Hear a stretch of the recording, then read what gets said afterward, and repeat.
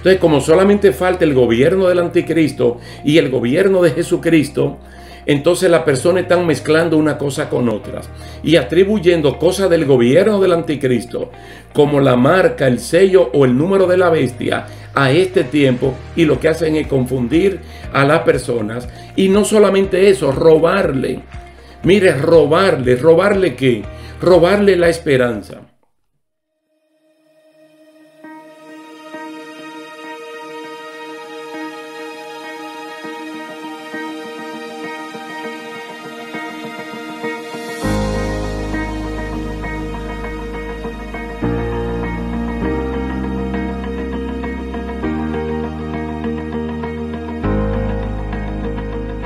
Dios le bendiga, Dios le guarde.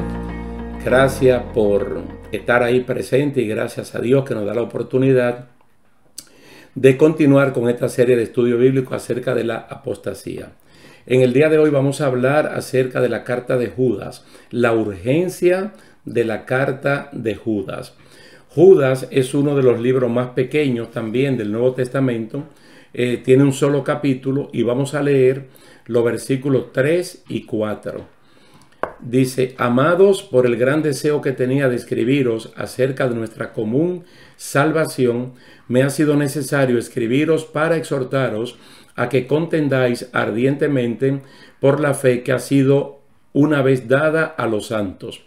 Porque algunos hombres han entrado encubiertamente, los que desde antes habían sido destinados para esta condenación, hombres impíos que convierten en libertinaje la gracia de nuestro Dios y niegan a Dios, el único soberano, y a nuestro Señor Jesucristo. El libro de Judas es un libro que se escribió entre los años 68 al 70 en un contexto político de mucha persecución contra la iglesia y también de infiltración de apóstatas en el seno de la iglesia, tal y como Pablo lo había dicho en Hechos capítulo 20, en ese discurso de despedida de Pablo, que vimos dos secciones. Estos apóstatas sembraban la semilla para una gigantesca cosecha de error doctrinal. Judas quería ir en persona para alentar a los hermanos, pero no pudiendo ir, procedió a escribir una carta como en forma de un telegrama, con mucha urgencia. ¿Cuál fue la razón de escribir tan urgentemente? Despertar a los hermanos para ponerlo en combate y hacer defensa de la fe. Hacer defensa de la fe es apología, y la apología es algo contrario a la apostasía, que es lo que el enemigo de la justicia siempre quiere meter en la iglesia, para de esta manera hacer que los hermanos vayan en contra de la fe que una vez recibieron. Hombres malos han entrado a la iglesia para convertir en libertinaje la libertad que Dios les había dado. A estas personas le llamaban libertinos, apóstatas libertinos. La libertad que Dios le había dado, convertirla en un libertinaje. Hombres que de boca ellos no niegan a Dios, sino con los hechos, y de esa manera corrompen la grey de Dios, pues se aprovechan de la sinceridad de los creyentes. Judas no comenta, ustedes pueden leer la carta completa, él no comenta el contenido doctrinal de esta gente, pero lo demuestra por su vida personal degenerada de cada uno de ellos. Por eso le llaman libertinaje. Trataban de enseñar un error como si fuera una verdad con su estilo de vida. Ustedes, hermanos, esto lleva a muchas personas al libertinaje. Incluso la misma forma como la gente viste, cómo se comporta, diciendo que es cristiano sin decoro, sin vergüenza, da una señal equivocada que muchas personas la pueden atrapar y comenzar a vivir vidas que a Dios no le agrada. Miren, las iglesias son el blanco de este tipo de gente. Ellos saben que la iglesia es una comunidad de confianza, donde aparece gente sana y honesta, que por lo general todo lo creen, que todo lo sufre con tal de agradar a Dios. Ellos entran disfrazados de cristianos y lo hacen tan bien que aparentan ser más cristianos que los mismos de ahí. A veces llegan temprano, oran mucho, lo hacen en voz alta, van vestidos como cristianos que guardan la moral y el decoro, le ministran palabras proféticas interesadas a la gente, palabras que le guste a la gente escuchar. Los escándalos que generan hacen que los hermanos pierdan la fe en Jesucristo y que su salvación se vaya poniendo en duda. La iglesia de Corinto vivió una situación muy parecida cuando uno de sus miembros practicó una clase de pecado que dice la palabra en 1 Corintios 5 que ni entre los inconversos una cosa así se practicaba, como tener la mujer de su padre y seguir siendo cristiano, como si nada raro estuviera pasando. Entonces abusan de la libertad en Cristo y le hacen un daño irreparable a la obra de Dios. Ahora bien, aquí la advertencia de Judas es para que los hermanos sepan que por ahí anda mucha gente diciendo que es cristiana y que ya han infiltrado la iglesia a la cual él le manda la carta, pero que realmente no son cristianos y que eso se puede evitar. Bueno, digamos que eso no se puede evitar al 100%, pero sí se puede evitar que nos engañen, que esa gente nos engañe. Las señales que sigan a estos falsos hermanos es una conducta egoísta donde no hay amor, el amor ágape de 1 Corintios capítulo 13. Hay carnalidad porque son sensuales, no son espirituales. Y se nota de una vez porque tuercen pasajes bíblicos para engañar a la gente y sacar provechos de ellos. Recordemos el consejo de Jesús en el Sermón del Monte, en la porción de Mateo 7, del 15 al 23. Cómo conocer a los falsos profetas.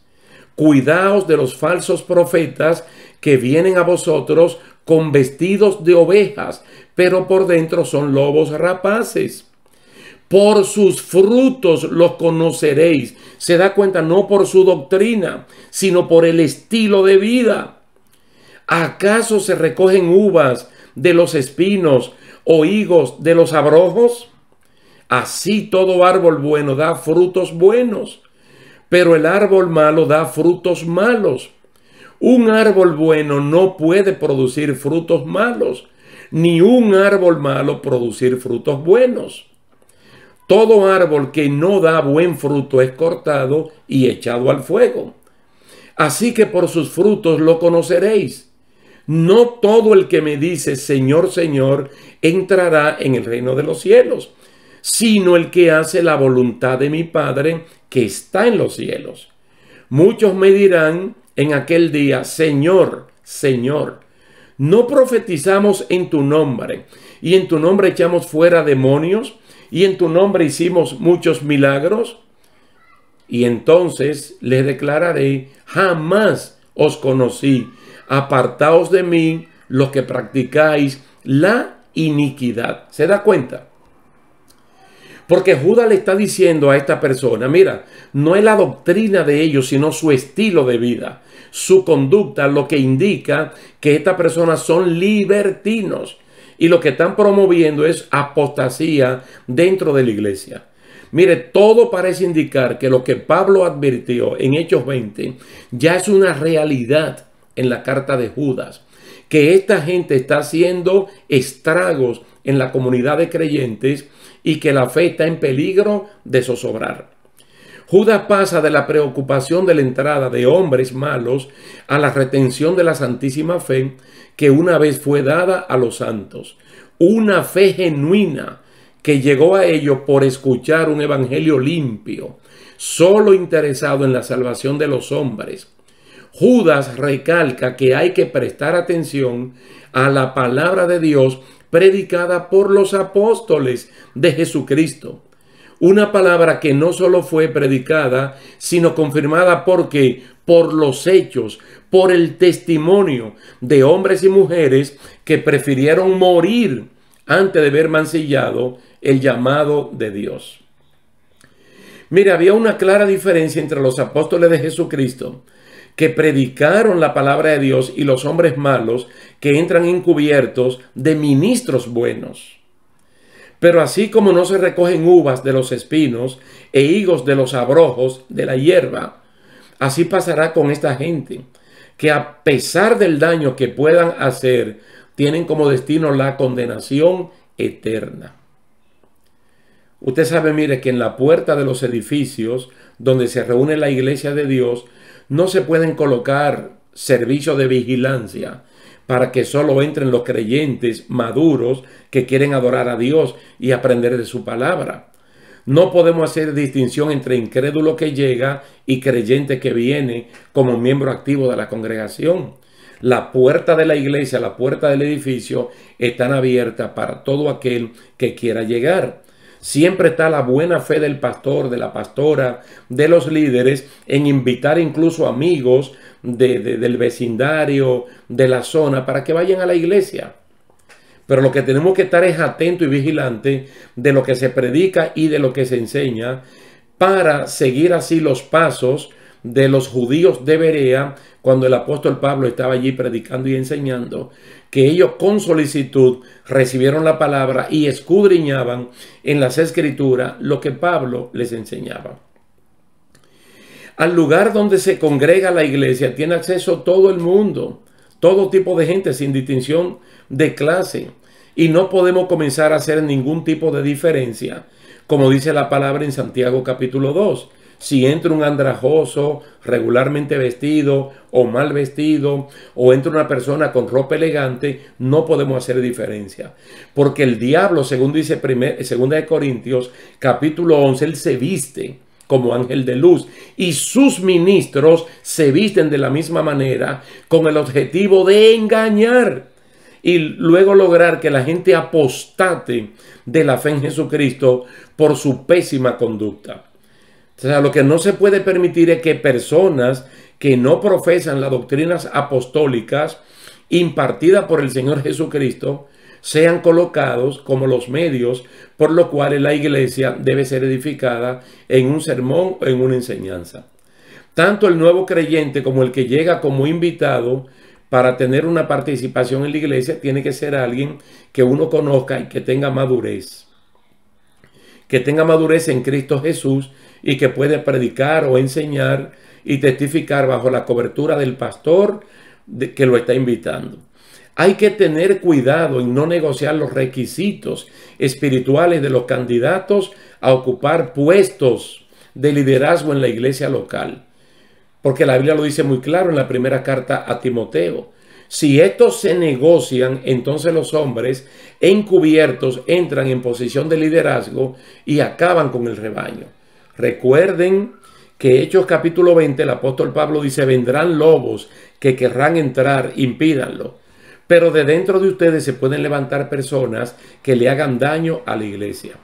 Ustedes ven, por una razón semejante a esta, Pablo exhortó a Timoteo a no poner sus manos con ligereza sobre nadie, es decir, no ordenar al ministerio a cualquier persona, ni a identificarse con cualquier tipo de persona que luego se levanta de ahí con una supuesta unción que nadie le ha dado. ¿El caso de quién? De Absalón, el hijo de David, que ya vimos que quería ser rey sin tener llamado para eso.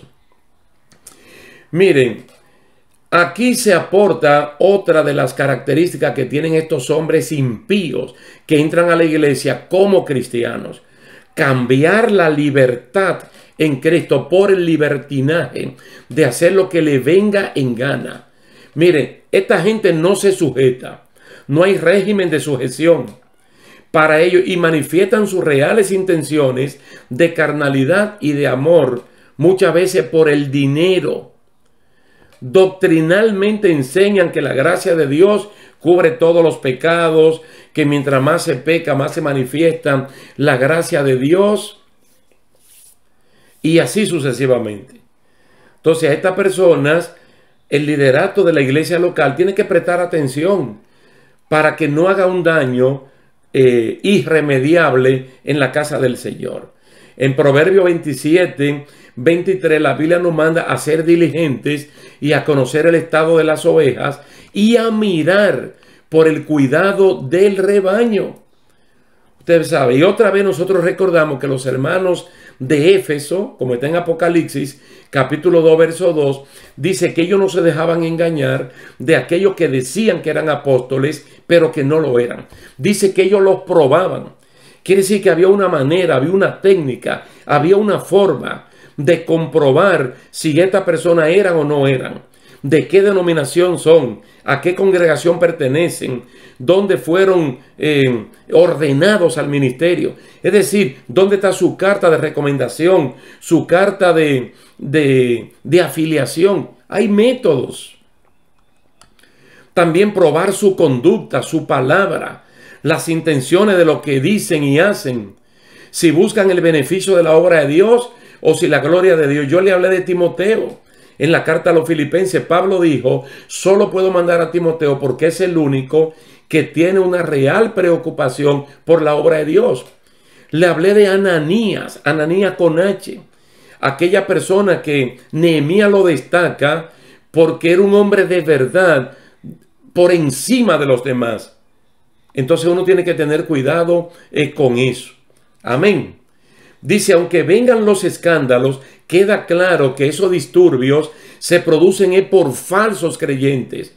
Pero ahí se generaliza y dice que todos los pastores son iguales, todos los evangélicos son iguales, todas las iglesias son iguales, buscando que los hermanos se sientan avergonzados y apostaten de la fe, enfríen, apaguen el fuego que hay allí.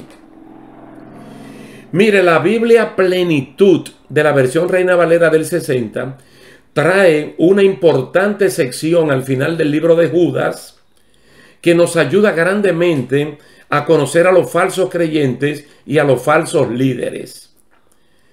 Dice, reconoce las características de los falsos maestros, refuta y rechaza a cualquier maestro que enseñe cosas que no se pueden aplicar. 2. Tenga una conducta licenciosa, libertina. 3. Hable irrespetuosamente de las autoridades de esa congregación. Porque a veces hablan en mal del pastor, de tu pastora. 4. Rechace la autoridad establecida. 5. Esté más preocupado por el dinero que por el bienestar de aquellos a quienes ministra. 6. Promete cosas que no cumple ni puede cumplir. 7. Cambie constantemente su mensaje. Es decir, siempre enseñe algo disque nuevo. 8. No muestre ningún fruto de perseverancia. 9. Se queje y critique a otro. 10. Esté motivado por el afán del lucro personal. 11. Se promueva a sí mismo. Y 12. Adule a los demás para obtener algún beneficio. Esta gente, mire, desprecia los medios por los cuales uno se presenta en sacrificio delante de Dios, como son el ayuno y la oración congregacional. Convierten todas sus actividades de promoción en talleres, conferencias y cosas que no tienen que ver nada con la oración, el ayuno y el estudio de la palabra de Dios. Desprecian las autoridades espirituales de la iglesia. No hay estudio bíblico acompañado de oración, donde la entrada sea abierta, sin compromiso, y todo tiene que girar alrededor de ellos como si fueran una celebridad, como si fuera un testimonio. De hecho, nosotros podemos hablar del testimonio de Eliseo, para que ustedes vean, hermanos, porque conociendo a los buenos, podemos conocer a este tipo de personas. Yo no sé si ustedes saben que las personas no videntes muchas veces le enseñan con el tacto a conocer las cosas y le enseñan billetes falsos y billetes verdaderos, y luego ellos con el tacto pueden saber el que es falso y el que es verdadero. Mire un poco del testimonio de Eliseo para que ustedes vean qué es distinto a estas personas que entran a la iglesia donde Judas manda la carta. Al momento de ser llamado por Dios como asistente del profeta Elías, él trabajaba en la hacienda de su padre Safat, en el arado de la tierra. Este hombre de Dios abandonó todo lo que lo podía distraer de su llamado, de su compromiso, y atendió de manera ejemplar su vocación de profeta. Eliseo no se enredó en los negocios de la vida para agradarle a Dios, quien lo había acogido, quien lo había llamado para el ministerio profético. No vivió una vida de lujos y comodidades, pero fue un hombre altamente efectivo, altamente eficiente en su comunidad, ayudando de forma gratuita a resolver los problemas más que pudieran ser más insignificantes de la gente como los más impresionantes.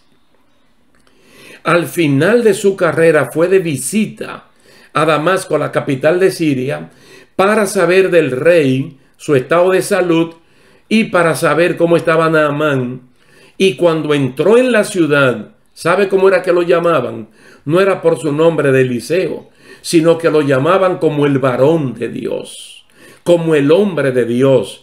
Ese respeto se lo había ganado fruto de un testimonio limpio, transparente y una vida acorde con su llamado para no ser el punto de atracción, sino que sea Dios.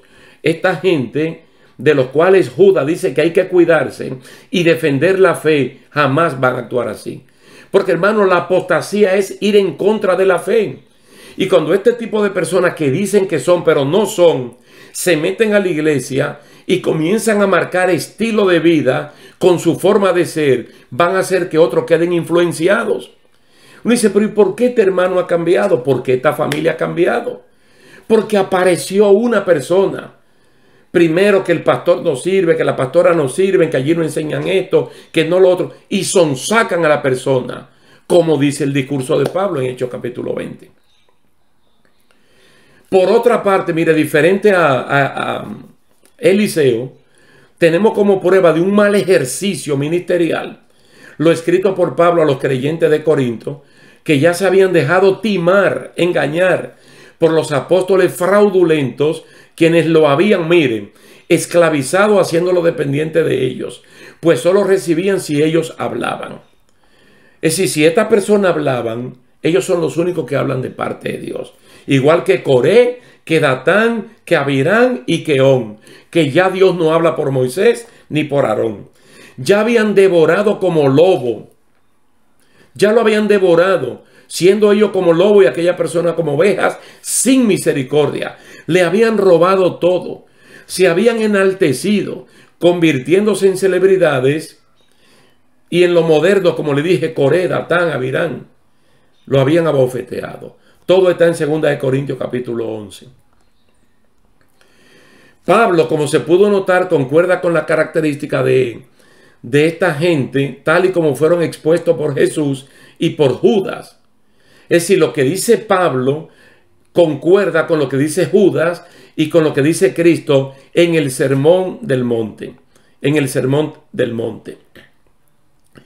Entonces, al leer completo 2 Corintios capítulo 11, ahí es que uno halla los temores de Pablo de que estos hermanos de Corinto fueran extraviados de su sincera fidelidad a Jesucristo por estos apóstoles fraudulentos que se enaltecen a sí mismos, tal y como lo hizo el diablo al engañar de forma sutil a Eva.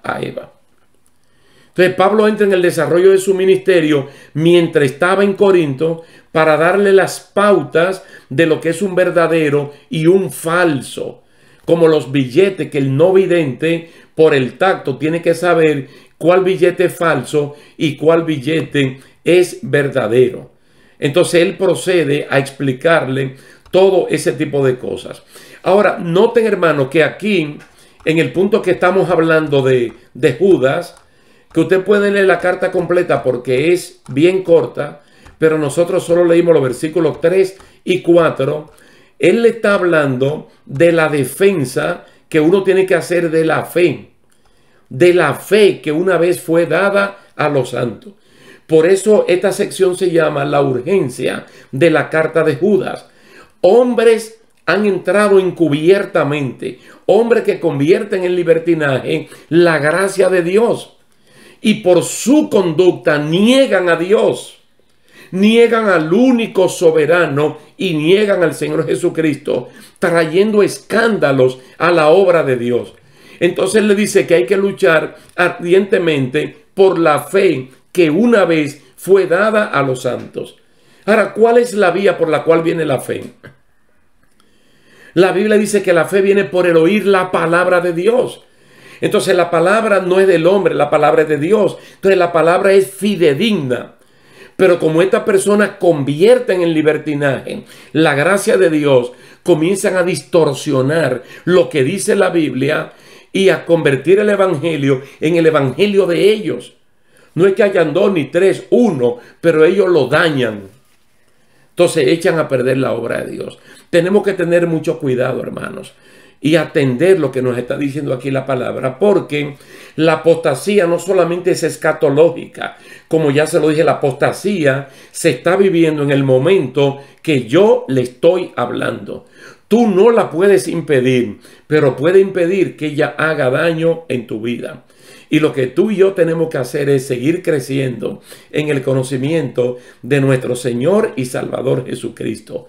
Mira, todos aquellos que tienen la esperanza de que Cristo viene a buscar su iglesia, se santifican como Cristo es santo y viven prestando mucha atención al Salmo 37. No te impacientes a causa de los malignos. No tenga envidias de lo que hacen iniquidad.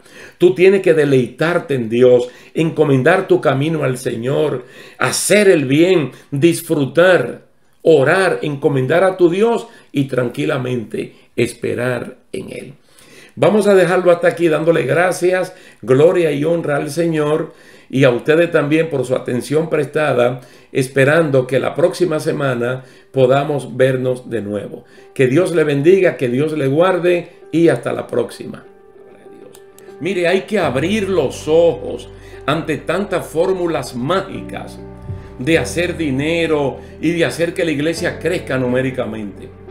Mire, una gente llena del poder de Dios puede cometer grandísimos errores al creerse con suficiente poder para hacer lo que su razonamiento ordene. No olvidemos el caso del mismo Pedro. Bajo la gloria de Dios, monte de la transfiguración, cosa que está en Mateo, en Marcos, en Lucas, pero especialmente en Lucas.